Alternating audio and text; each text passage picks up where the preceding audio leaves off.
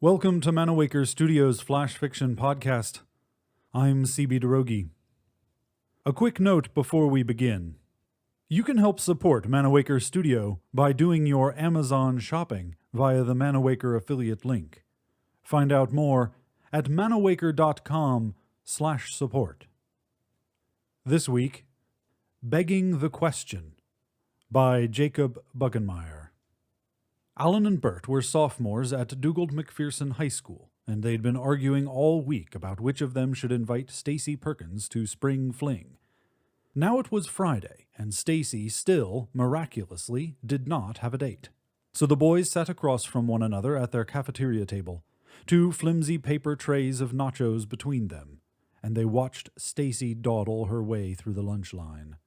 Her backpack sat next to Alan on his bench, which meant he was closer to her, but it also meant she would be facing Bert across the table, so Bert could hold her attention more easily. These were all factors both boys took into account, and as they waited for their opportunity to speak with her, they reasoned desperately and illogically against one another. If she goes to the dance with you, then you'll probably kiss her, and you'll start dating, and things will get weird between us, and that's not fair because you've both been my friends for a long time, Alan protested, committing both a straw man fallacy and a slippery slope fallacy. Maybe she and I will kiss, maybe we won't, Bert said reasonably. How long have you been in love with Stacy anyway? Alan ignored Bert's loaded question and stirred his liquid cheese with a stale tortilla chip. Then he leaned forward and counted on his fingers. You went with Becky to homecoming, and with Liz to winter ball. You always go with the hot girls. Let me ask Stacy this time, he said, simultaneously committing fallacies of false cause, anecdotes, cherry-picking, and special pleading. It's what a good friend would do, he added, adding a no true Scotsman fallacy as he did so. Both boys were anxious for Stacy to sit down at the table and resolve the issue for them, but the object of their affections had paused in the lunch line and stood gaping at the ceiling lights as the rest of the sophomore class filed around her toward the nachos, sour fruit, ranch dressing, and cartons of 1% milk. She likes me better, and you know it, Bert suddenly proposed, placing the burden of proof on Alan. I find that difficult to believe, Alan said honestly, committing an inadvertent fallacy of personal incredulity. In fact, Alan continued, Beth, Cindy, and Aubrey all said I should be the one to ask Stacy because they think she likes me. It was a convincing blend of bandwagon and appeal to authority fallacies, and it shook Bert's confidence enough that instead of aiming for a middle ground fallacy, he fell back on a classic ad hominem attack.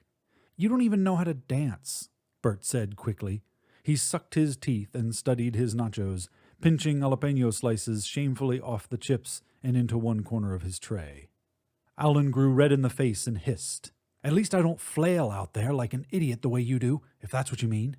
He sat up straight on the bench and did his best imitation of one of those frantic air-blown dancing advertisements you see outside used car lots. The to quoque fallacies could have gotten ugly, but Bert recognized such a course would get them nowhere. Whatever, he said. Listen, we need to make a decision. She'll be back here any second. My idea is, why don't we just ask her together? Then she can decide which of us she wants to go with. In saying this, Bert displayed a shocking ignorance of female sensibility and also clumsily balanced a black or white fallacy with a middle ground fallacy.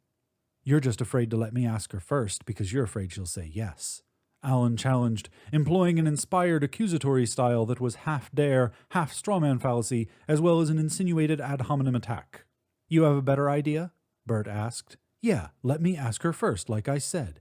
No, we should ask her together because that's the only way it's fair, Bert said, using circular logic and a burden of proof fallacy to fortify his ignorance of proper dance invitation etiquette. At that moment, Stacy appeared balancing a tray of nachos. She stepped over the bench to take her seat beside Alan. Hey, Stacy, Alan said. Nachos, huh? Yeah, she said. How's it going? Listen, Stacy, Bert interrupted. We've got something to ask you. No, we don't, Alan said, widening his eyes significantly. Stacy looked back and forth between the boys and folded open her carton of milk. Well, I have something to ask, Bert said. What is it? Stacy asked innocently. Wait, no, Alan said. I do too. He tried to sound as friendly as he could while glaring across the table at Bert. I mean, We both wanted to ask you, are you guys going to eat your jalapenos? Stacy asked suddenly, committing no fallacy at all. This has been Begging the Question, written by Jacob Buckenmeyer, and first appearing in The Satirist. The Flash Fiction Podcast theme song is by Kevin MacLeod. I'm CB DeRogie. Thanks for listening.